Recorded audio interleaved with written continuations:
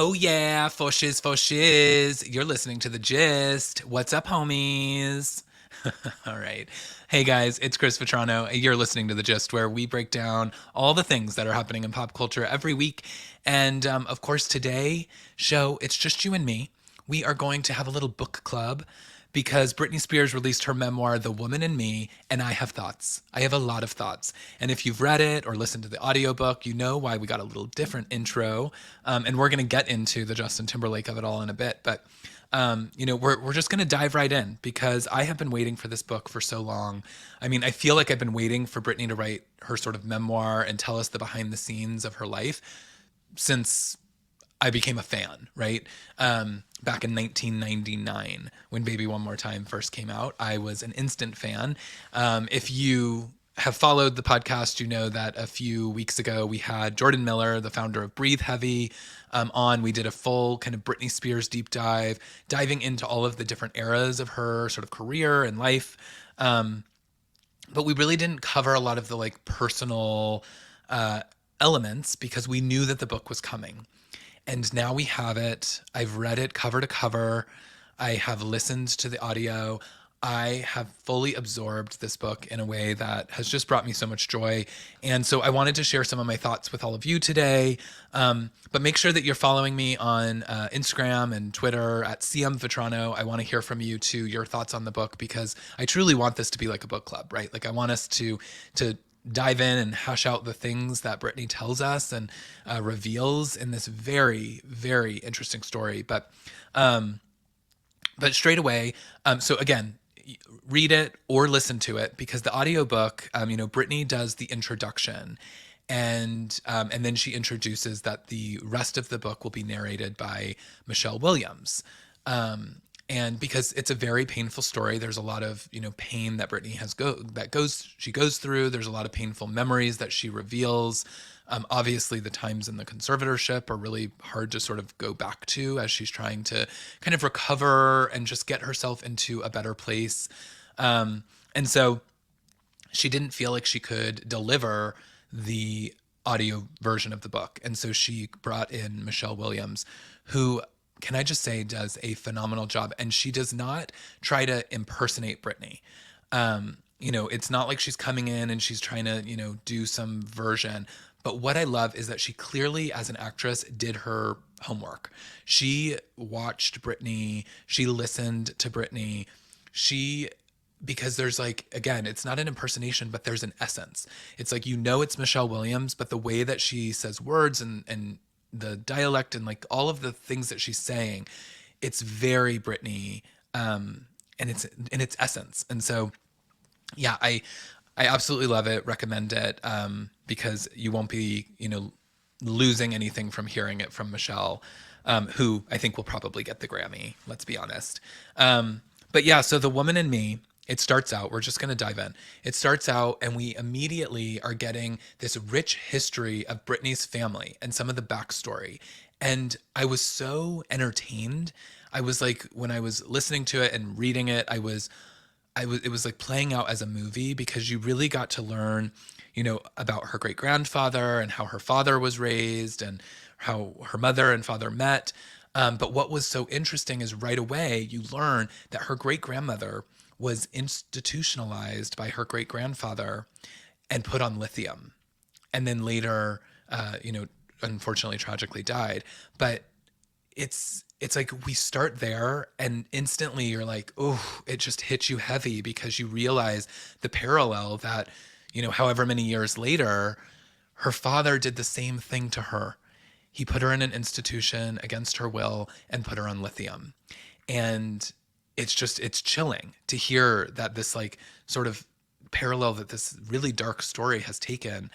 And then you learn a lot about her father's alcoholism and fights that she would hear of her parents. And she was always kind of searching for her sort of safe place, it felt like, as a little girl, and ultimately learned that music and dancing and sort of doing all of the things that she came to become was really part of that safe place that she found. And it was just so interesting to hear a lot of that backstory because I think the things that as a Britney fan for many, many years, I, know a good chunk of the story, right? Like, but it's her sort of her story really starts with like Star Search and then going on an off Broadway play and being the understudy and, having that sort of rush and then the Mickey Mouse Club and not getting cast in the first time because she was too young, but the producers told her to come back and then she did. And obviously Mickey Mouse Club, which led to the record deals and then she became Britney Spears. And so you know that story, or if you're a fan like I am, like I know that story really well, but there's a lot of stuff that she covers in this book that you just really didn't know. And you didn't realize how dark things really were back in Kentwood, Louisiana, when she was living. Her parents didn't have a lot, and and really also some of the things that her father faced as he was a child and growing up, and some of the things that the times that his mother or her mother tried to leave her father when they were young, and it sounded like they kept having kind of like children to sort of save the marriage. And so you're learning a lot of this stuff that really gives you a bit of a perspective of like a pretty broken home, and a lot of darkness that transpired when she was a very little girl. And one of the other things that I found really interesting is, Britney often gets criticized online because people say that she seems to sometimes revert to like a accent, like a British accent when she's speaking. And we've seen, paparazzi videos, we've seen things on Instagram, we've seen this before where she has, even in some interviews, sometimes she kind of has a bit of a British accent. And she talks about how one of her grandmothers or great grandmothers was actually had a British accent, and she felt like she was so classy, and she enjoyed sort of mimicking her as a child, and it made her feel safe and loved, and there was something that she really felt safety in that. And so it's interesting to see, all these years later, especially as she's experienced all this trauma, that there are times where she actually speaks in that accent now, and it like almost explains all of it, and that's what I loved about this book, is that there's some major sort of things, revelations that have come out, and you guys have all seen those in the news at this point. But even more so than that, you really start to get a sense in these little like nuggets of information that she shares, where you're getting a sense of what kind of made Britney and makes Britney tick in sort of this like eccentric artistic way that sometimes unfortunately she's criticized for, but it's truly just her being her, and there are things that she does that have true meaning for her. And so that was nice to kind of like see those things, and then you do get the story of her going to the off Broadway and the Mickey Mouse Club, and meeting Justin Timberlake on the Mickey Mouse Club, and how they had to play spin the bottle, and she was kissing, and there was some sort of behind the scenes stuff on the Mickey Mouse Club times, but she always seemed very sort of respectful of the way that she talked about other people. It was never in there never seemed to be intentionally anything that she was saying that sort of was to damage somebody's character. And I really appreciated that as well throughout the book, not just in the Mickey Mouse Club days, but throughout the book. But we learned that she was understudy in this off-Broadway play called Ruthless. She was understudy with another understudy for the lead role, who was Natalie Portman, and the lead role was actually played by Laura Bell Bundy. So it's like very interesting to kind of get all of those little details as well, which some of them have been out there before, so not necessarily new, but it was just a nice reminder to sort of see some of that. And then I think the other sort of like thing that she has mentioned this in interviews, like back when she was first getting started, but after the Mickey Mouse Club, she really wanted to go back home and live more of like a normal girl life. And, the way that she has told that story in the past is that she kind of got the bug to go and like start singing and dancing and performing again, which led them to New York, and where they, met Larry Rudolph, and they got connected with record labels and things. But I will say though, guys, Larry Rudolph, I don't think his name, I'm trying now I'm pausing because I might be wrong. I feel like his name doesn't come up a lot in the book. And because there was a couple of stories specifically that she said that she was telling that I know that she was talking about Larry Rudolph, but she never referred to him as Larry or, Mr. Rudolph, which, sometimes she does refer to people that way. And I thought that was interesting because, as we know, or at least what tabloids have told us, is that there was like 100 and something pages that were removed from the book. And, in order to print stuff like this for legal reasons, they have to sort of get approval by various people. And so I'm curious how he sort of participated in that, because he does not have a very strong presence in the book, though he is mentioned as manager, or the manager that took her around town and things like that, but it's never by name. And I am curious if that is intentional, because he somehow got, you know, was able to sort of get that taken out. But I digress. So, but what we really kind of learned is, I think, it sounds again like there was a bit of a broken home situation happening, and things weren't going great. And it was like, I think she wanted to escape again. And that's really what led her to New York and starting to do some of this, some of these additional things in music and entertainment. And so, as she mentioned, she goes, and she meets the head of Jive Records, and she has like an immediate connection with him. She ends up going to a couple of other labels, but ultimately really liked Jive, and they signed her sort of on the spot. And then, from there, it's like, you could almost say the story is history, right? Like, because then it's like she gets introduced to Max Martin, and she has, a lot of conversation, or a lot of the areas of the book where she talks about the just sort of being in the studio with Max, and kind of what that process was, and how she became this like real like studio workhorse. Like, she was so invested in what was happening in the studios, and like she just wanted to work. She never wanted to stop working, and she just loved being in there creating music and creating the songs. And so, and then of course, Baby One More Time is born. She tells the story of how she created the music video treatment, that, the label wanted her to do some sort of like Power Rangers-y, spacey thing. And she was like, that doesn't feel authentic to me and my friends. Like, I want, to be in school and in a Catholic schoolgirl outfit. And I want it to be a little sexy. And we like are waiting for school to end. And then we like bust out, and we're, having fun and dancing in the hallways and stuff. And that was born. And this iconic thing was born from her vision at, 15, 16 years old. She was already this like, visionary in that kind of way. And that's something that I think gets lost a lot when people talk about Britney, because, she lip syncs, right? She doesn't, I'm not going to go to bat for that anymore. I used to get a little defensive back in the day when I was, watching her performances, and, my mom or my friends would be like, I mean, but she's lip syncing, right? And I would be like, how dare you? No, absolutely not. But she does, and she certainly does now.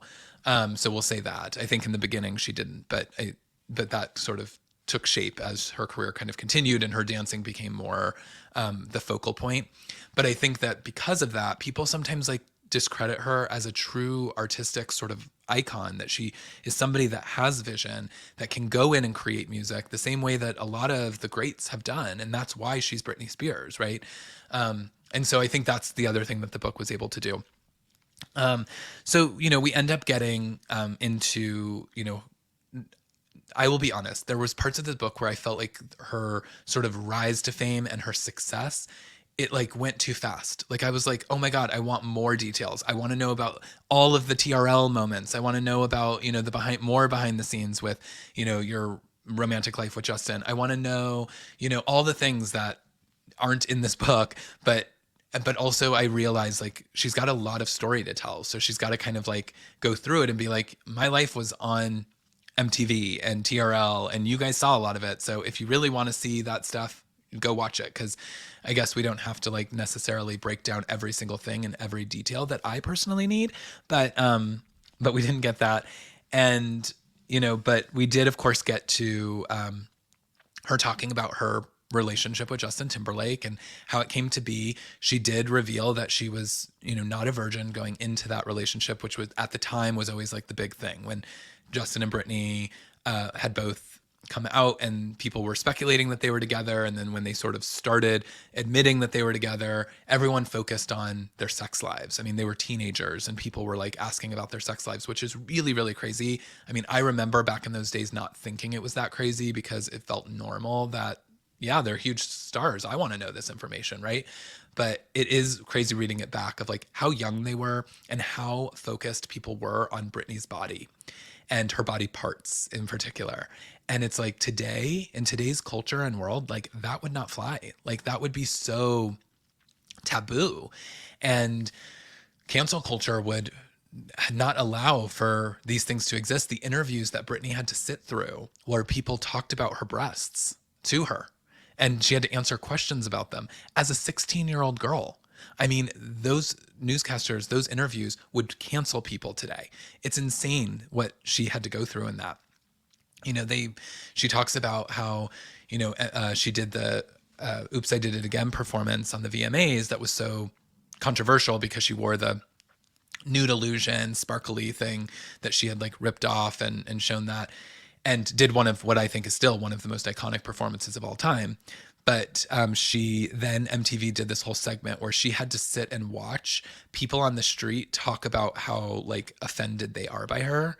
And it was just like wild. It was like, oh my God, like why did we allow this to happen to this person? I mean, she is so young and impressionable still. And yes, she's this huge icon and this huge star, but that doesn't mean that she's still not like, doesn't have feelings. And it was insane. And she shares a lot of this of like, and she really talks a lot, I mean, throughout the book about, the difference between her and then some of her male counterparts. And, she was like, in one case, later in our lives, Justin's talking about having sex with me and like, quote, potentially like taking my virginity in a way that is like being celebrated. But me talking about that didn't wait till marriage was like essentially slut shaming. And it is interesting from her perspective because you hear a lot about that. And I think, really hearing it from Britney herself and going through that and what that really sort of did to her emotionally, it was interesting to listen to. And so, but yes, we do get to the now iconic, because the way that Michelle Williams delivers it, moment where, Britney sort of maybe throws a little shade at Justin for maybe mimicking Black culture a little bit too much, and where he's wearing some big I mean, I don't remember if she talks about his cornrows, but obviously we all know when he had those. And she's talking about how NSYNC really like kind of aligned themselves with hip hop and wanted to be more seen as that kind of artist, even though they were still a boy band. And so she does this kind of like now iconic moment where she talks about, Justin Timberlake running into Genuine, and he sort of turned on this like black scent. It's a hilarious moment in the book because it's shady in all the right ways. But we get a lot from the Justin relationship. Obviously, it's been all over the news now. She reveals that during their relationship, she got pregnant, and Justin was not ready to be a father, and so she had an abortion. Also, the way in which she describes the abortion is really just, I mean, she didn't tell anyone. They didn't, her and Justin, and I think she said Felicia, her assistant, but it may have been a security guard. I can't remember exactly who it was, but it was like only a handful of people knew. And because of that, they didn't go to the hospital for it. They did it at home. And, she talks about lying there on the bathroom floor, and Justin like got out his guitar and started playing music. And she was just in so much pain as she's like essentially having this abortion on the floor.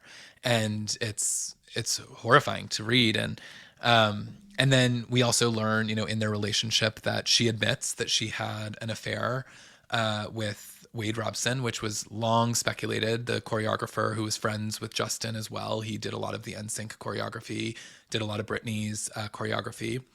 But Britney says, I knew in our relationship, I loved Justin so much, but I knew that he was cheating on me. And I knew there was like one in particular that she does not name because she says she wants to protect her privacy.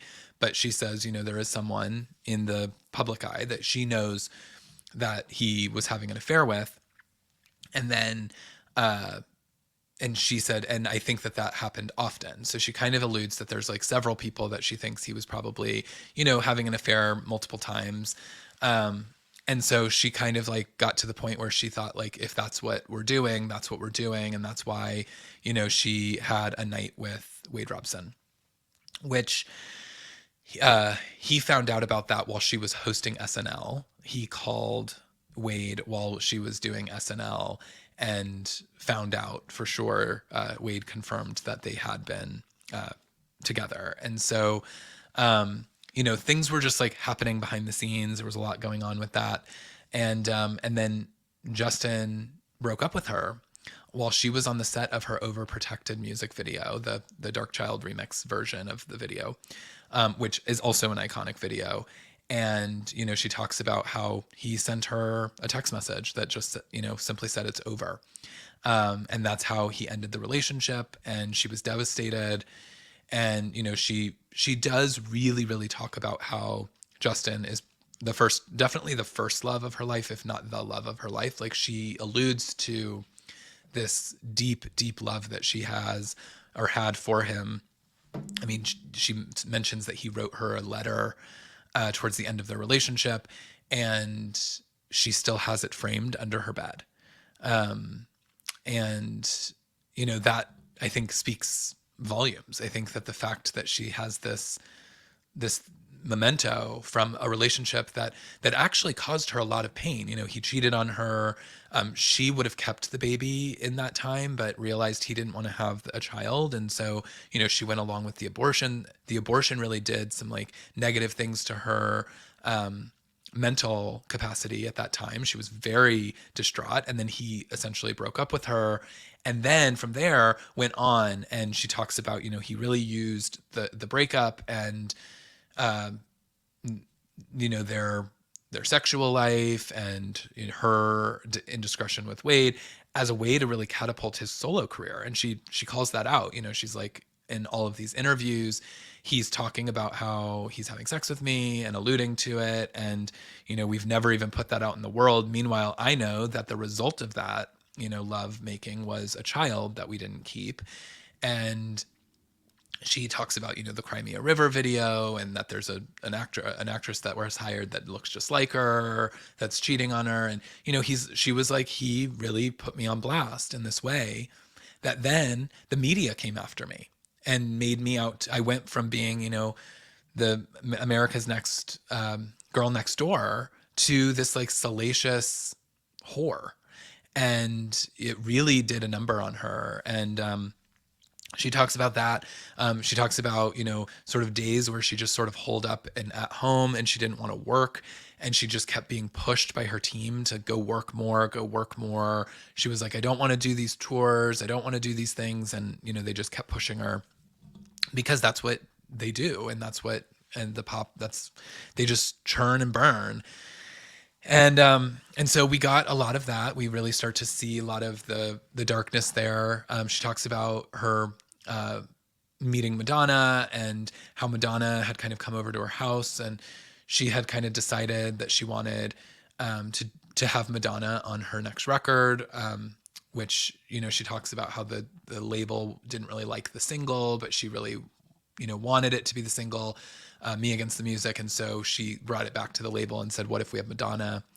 And she, and again, she talks really respectfully about these artists. There are things that she said, like, she mentioned Madonna, like, was on her own schedule while they were filming the video. She's like, oh yeah, she was hours late. She wasn't ready at the call time. She's like, I, as an artist, was never like that. I was like, if someone told me to be somewhere, like, I was there.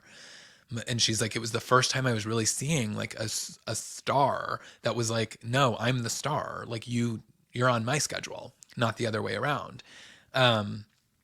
And so she, talks about Madonna. She also talks about Mariah Carey several times in the book, and clearly has an affinity for her. And there's a lot that she mentions about, like, Mariah taught her good lighting and how to take photos. Um, but yeah, there's a lot that kind of goes on. What else? I mean, it's all of this stuff. Like I said, it's like it's so interesting, but it goes by so fast. It's like, wow, she really did have these like whirlwind, what, like 5, 6 years of just like nonstop working. And then as you're also kind of learning, she's going through a lot of heartache and a lot of heartbreak behind the scenes. She really didn't want to be, um, you know, working as hard as she was, as the breakup was happening. And, she mentions, Diane Sawyer interview, and she mentions these interviews where like people were really hard on her. And, she calls out the Justin and Christina Aguilera Rolling Stone cover that they did together, which she felt like they did it, to sort of get back at her. And she had a very, strong reaction to seeing that. And it it's just, you can hear and understand a lot of really what was kind of going on, behind the scenes. um and then she obviously, talks about her time with, Kevin Federline. She talks about meeting Kevin, and really she did not want to be on that In the Zone tour. She was like, it was a horrible time for me. I felt like I could not, like, get my life together. And actually, before the Kevin Federline, she does also, talk about her tryst, as she calls it, a brawl with Colin Farrell, which was sexy, and, sounds exactly like she describes it. As like, it was just like she knew that this was kind of a bad guy, but she needed it. She needed to get out and just sort of have some, sexy fun, and she did with him. And we all know the photos, and remember it well. But the one thing in the book too that she talks about is her drug of choice, and she mentions it several times, in the book, that the only drug of choice was Adderall. So, there has been a lot of stories over the last many years of Britney's drug use. And, people definitely said that she was like drinking too much and doing all kinds of drugs. Um, she claims in this book that it's only Adderall. So that is the one thing that, like, and I don't know, here's my opinion on it, is like, not everybody has to share every single thing that they've done in their lives with the public. But if you're writing like a tell-all memoir, you should probably, you know, go there. But again, I don't know. It's like, let Britney be Britney. I'm torn on this because she talks about, I think she's like, says that she tried marijuana once and she didn't like the way that it like impacted her. It made her feel like sort of slow, I think she said. And then she talks about, drinking. She started drinking when she was like 14 with her mother. They would drive and get daiquiris, and but she also talks about like how she, doesn't really like to drink a lot now. She doesn't like the way it makes her feel, and she doesn't like the taste of it. She talks about watching other people in the industry like do a lot of really hard drugs, but she does sort of maintain that like if she was doing anything, it was Adderall. And obviously she talks about like some painkillers and things that she was on when she was injured for her knee. She's had several knee injuries that she talks about within the book that, she was put on stuff for it. And I don't know, that was the only thing in the book that I was like, was it really only Adderall? Because there was so much going on, and I don't know, but she does. I mean, and she's not just saying like she used Adderall to like help her feel, treat her symptoms of ADHD or whatever. Like she did it to get high. Like she, admits that like she was overusing Adderall, using it for the wrong reasons, but that's what she used. And so she mentions that, and I bring that up now because obviously, the Colin Farrell days, that was when a lot of those drug rumors started. and then her partying with like Paris Hilton and going out a lot, and then obviously in the Kevin Federline times. And so she talks about Kevin. Obviously, like there's really nothing new in the Kevin stuff because I feel like we know so much through that sort of divorce and how messy it got. But, she talks about how he was just constantly, doing marijuana. She talks about how she just like really needed to feel loved, and she didn't want to be on this In the Zone tour. And she met Kevin, and he just sort of would wanted to hold her in the pool all night long. And just hold her. And that's what she needed so much because she really hadn't like recovered from the Justin breakup and the abortion and all of the things that were sort of just still causing her a lot of mental anguish. And she really needed to feel that love. And so she talks about that with Kevin. And that's kind of what he brought to her. And then obviously they ended up having children and getting married. And then she talks a lot about how she went into a lot of postpartum depressions. She was really scared at times of the way in which that sort of manifested itself. But then we also start to learn that during that same time, that's really when the media was going way too hard on her. And everything she clearly has issues with her weight. She talks about it not only in the conservator time frames, but even like early in her life, her father telling her that she needs to lose weight and that she's fat. So pregnancy really did a number on her with that. And so she talks about like photographers who get photos of her that look where she looks fat. And that was really damaging. She just details the like other side of the paparazzi sort of chase, right? And she talks about how scary it is and that she can't see, and she's holding a baby, and she's, as a mother, she's like, I feel unsafe. I feel like these paparazzis are like chasing me down the road and something really bad is going to happen. And so, she talks about the time that she put her son on her lap while she was driving, and everyone, snapped a million photos. And she says, it's like the paparazzi drive you to kind of do something crazy because they just want that one shot, because they know they're going to go make, thousands and thousands of dollars on that one money shot. And so they're looking for you to do something crazy. And Britney knew that. And so she tried not to do those things, but also was always put in a situation where she felt unsafe and ended up sort of like, running into a restaurant barefoot, or, having to put the baby on the lap, or all of these different things that became these moments where the headlines were reading like Britney out of control and, unfit and all of that stuff. And so she really talks about all of that. And then just sort of how I think that probably the new thing in the Kevin story is really how he iced her out at the end. She would talk about how he would just like never be home, and then she would like show up at the studio or show up wherever he was. Because she does say, he tried to have a rap career, and I think she, says something like, "Oh, bless his heart." Little shady moments here and there. Love it. But she talks about like showing up, and like the guy that used to be her security guard that now was like working for Kevin wouldn't let her see her own husband. And like he didn't want to see Britney. And he really kind of like was manipulating her at the end, and it just sounds really bad. It like things got really really sad for her.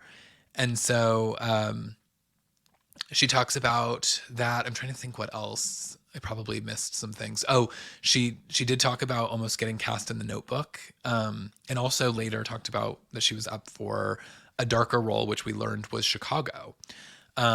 And she just felt like, if she hadn't done those things, she would have, not been able to release like In the Zone, and she would have ended up like, she said when she was doing acting, in her film Crossroads, she said like she really takes on the character in a really method way, and had a hard time breaking out of it at the end of filming. And so she felt like, especially with Chicago, like it was a little too dark for her to take on. There was a lot of darkness going on in her life, and she just didn't think it was like the right thing for her.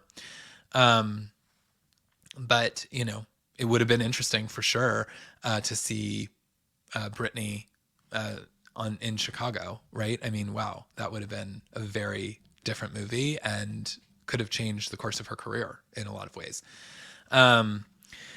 But yeah, so she talks about the breakup with Kevin, and then she kind of goes into, again, I feel like what we learn is like she never really recovered from that abortion. She was kind of like in a constant state of depression, and these things just kind of kept happening, where she was doing things that would give her sort of this high, like going out, or which, as I mentioned, we saw going and having her brawl, meeting Kevin and finding love, having the children. Like she would do these things that were like, to make herself better, but she was really, really still dealing with a lot of the stuff that was undealt with. And so, we kind of learn all of that, and then as she's ending her relationship with Kevin, we get into the blackout era, and she talks about how that's where she really turned to music again to sort of save her in these moments. And it's so interesting because she talks about, like, again, it was reminiscent of the Max Martin days, where she said, I just wanted to be in the studio all the time. Like I just wanted studio time all the time to go in and create these songs, and I was like so inspired by it. And she calls it her best album that she's ever put out. Like she's so proud of this blackout era, and or album, I should say. And meanwhile, still her life is falling apart around her, right? And she gets forced to do the VMA performance, which, people immediately were criticizing. She, said that she met, or she saw Justin Timberlake for the first time in a very long time backstage right before the performance, and it really put her in a bad place. She told people, I don't want to go out and perform. I'm not ready. But they forced her and made her, said that it needed to be her comeback. And then, things just kind of spiraled from there. She said that she really started to like feel like her dad was planning something. He seemed to be kind of doing some shady things. He was bringing in business managers, Lou Taylor, who he had like owed money to. And, she just started to feel like her parents and the people around her were using her, but also setting her up for failure. So when she was in really dark places, like nobody was there to comfort her.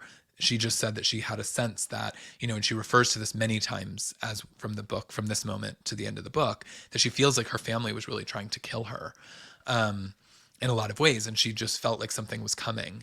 And then she recounts the moments where, her mother called her over to the house, and suddenly there were helicopters, and there was it FBI? I don't know if it was FBI. There was, you know, police essentially at the door, trying to break down the door to, like, bring Britney in, and they, strapped her to a gurney against her will. She didn't understand what was happening, and they put her on this. They put her on the psychiatric hold, which then led to the conservatorship. And all the while, Brittany says, like, she really didn't understand why, because all she was really facing was, postpartum. She was facing the divorce from Kevin that was getting really painful and getting really ugly. She obviously still had a lot of the pain from the Justin relationship and some of the trauma that she had gone through, and no one was there to comfort her or help her with those things. She just kind of got left and cast aside. And then she goes on to talk about, she ends up in a matter, like what felt like a matter of weeks, in this conservatorship that then lasted 13 years of her life. And in this conservatorship, she talks about, what she understood was that she was being put on this because she was being told that she was unfit and unwell enough to live her own life and make decisions. But she said, but meanwhile, I was shooting How I Met Your Mother and talking about in rehearsals for touring and going back to work in the studios and doing all of these things. And she's like, if I'm so unwell, why am I able to do all of these things? And those are questions that she should have asked more, and should have found her way to ask those things more publicly. But she didn't have a voice, right? Like because she wasn't in control, she couldn't go on talk shows. She couldn't talk to her. She was told she couldn't appoint her own lawyer, which she later found out was a lie, and actually illegal, by the way. Nobody has faced any charges for that. But she goes on to talk about all the work that she went and did. She won, in let me see, I have it here. She says, in 2008, I won more than 20 awards, including Cosmopolitan Ultimate Woman of the Year award. At the VMAs, just 1 year after I'd been mocked for my Give Me More performance, I won 3 Moon Men. My video, Piece of Me, won every category it was nominated in, including Video of the Year. I thanked God, my sons, and my fans for standing by me. So she talks about how she's going on and winning all these awards. She's having like so much success. And meanwhile, can't make a decision for herself. Her father was making her eat chicken and canned vegetables for every meal. She would beg her security to give her ice cream or hamburgers or french fries, and they would say no, that they weren't allowed to. All of this like these horrible conditions. I mean, she was truly abused for 13 years. And then she talks about it, that at some points throughout the 13 years, she realized, okay, if I just go through with this and if I just start acting and playing the game, they'll let me out of it. Surely if I like keep doing what they ask of me and I'm doing a good job of it, they'll let me out. And as we know, those days never came. And it wasn't until, and this is crazy because again, it had been going on for so long, but it wasn't until after her Vegas residency ended and she was like, I need a break. I need to like be with my children. I want to take my vacation with them. They were like, no, we're putting you on the road to do a tour. Because all she was for these people involved was a moneymaker, and they were taking all the money. And she was like, I don't want to go on a tour. I'm tired. I've been doing this Vegas residency for years. You guys aren't letting me change the show. I can't even put a different song in. Like I have no creative freedom in my career anymore. And so she was really upset. And again, she sort of said, okay, fine, I'll do the tour and then I'll come back and then I need my time off so I can take the boys on our vacation. And, she's being told that that's what she's going to do. And she comes home and they tell her like, oh, you only have, X amount of time off. And she's like, no, you told me I would get the summer off. And they were like, no, you're going to start rehearsals for your next Vegas residency at this new thing that we just signed.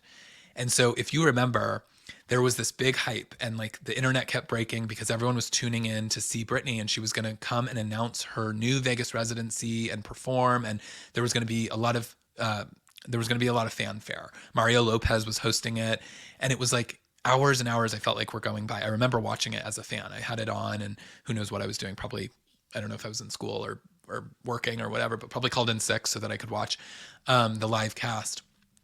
And she just it kept getting delayed. It was like, it was literally just hours of watching fans screaming. And you were like, what is happening? When are we going to get this thing? And then finally, she explains it. She says, I came out and did what I was supposed to do. I stood there, I walked down the stairs, and then I was supposed to walk over to Mario Lopez for the interview. And what she did is she just kept walking, and then she got in a car and the car drove away. And we all remember it because we were all like, wait, was that just like people were waiting hours and hours just to see a glimpse of her? But it was the first time she really, really rebelled against what she was being told to do. And that kickstarted a lot of things, right? Like she did have to go into the rehearsals. She was realizing that like, again, I've got to play the game because, they would take her children away. They would say, you're not going to get to see your children at all if you don't do these things. So she would have to do these things in order to actually like see her children, which was really all she wanted to do. And she describes, in one of the rehearsals, the choreographer wanted to do her a move, and she said, I don't think I could do that move. It's too hard. I'm older, and I think that will hurt me. I don't want to do that move. Can we do something different? And she said immediately she felt that something had gone wrong because all of these people went in another room and they started talking.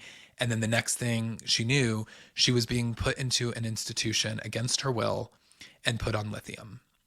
And she talks about being in this hospital and not being able to get out and not understanding why she was there. And, she was essentially so confused because she oftentimes lost herself on the medication. And it was actually a nurse that showed her some free Britney stuff on TV. And it was the first time that she said that she realized that people are people now are starting to see that something's not right, and it gave her hope again. And so she got out of the hospital, and she was like, I'm going to play this game. But it was the first time that she, played the game more calculated. She was looking for her opportunity to get out. And then, of course, I'm skipping a lot because I've already been talking for what, 50 minutes. And if you're still with me, God bless you, because I could talk about Britney all day. But guys, she talks about she talks about getting out of the hospital, and then we know Jamie broke down one of the kids' doors when they were getting in a fight. Kevin Federline filed a restraining order against her dad, which meant that she wasn't going to get to see her children anymore. And so there was a lot of things that she just said, enough is enough, and I've got to figure out my way. And she ultimately was able to get a lawyer or get a judge to hear her personally in court. And she said that she wanted it to be an open court to the public so that we could all listen. And boy, did we ever. And that was the first time in 13 years that we heard Britney Spears say, I'm not okay. And what has been happening to me is not okay. And I've been put on this. And she described the abuse and all of the things that she had been going through for the first time. And I remember it was so painful to listen to her voice saying these things. And again, reading them in this book as well. And really seeing even more of it. And that was the first time that we heard what was transpiring from her. Even though there was a lot of speculation at that point, we now had confirmation that Britney, in fact, was not free. And so, that kickstarted the Free Britney movement. Matthew Rosengart stepped in. Her father was taken out of her conservatorship, and we eventually got her out of the conservatorship. And I say we because she really, oftentimes says it's because of the fans, because the fans were able to do that and really put this out there.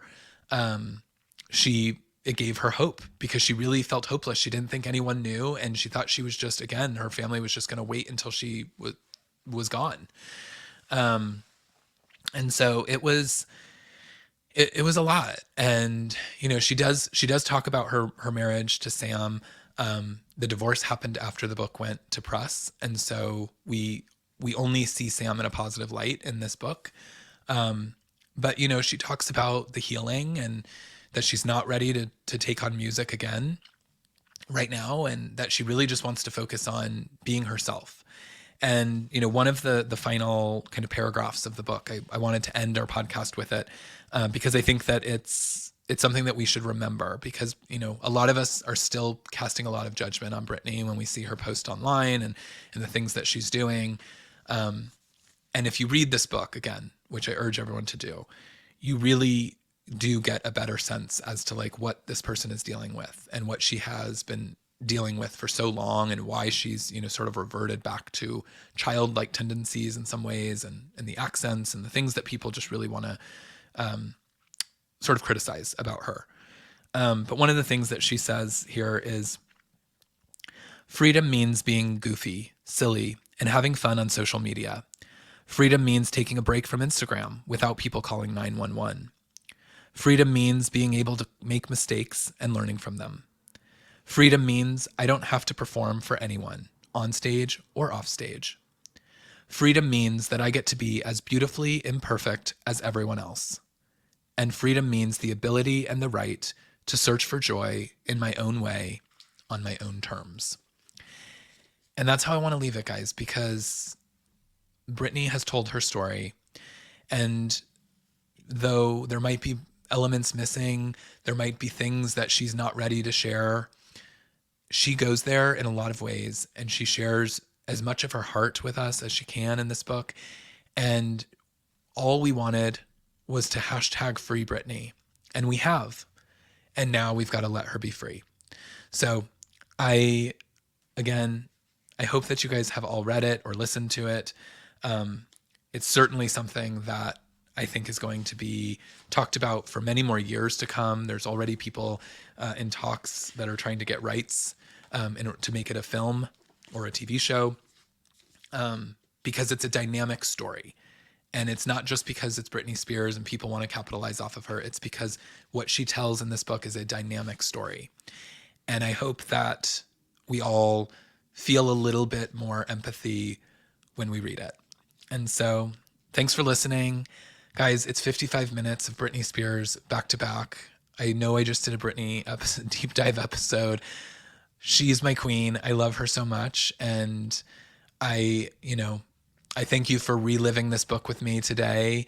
And I hope that you will follow me on the socials so that we can talk about it. I'd love to hear your thoughts. What were the moments that stood out to you?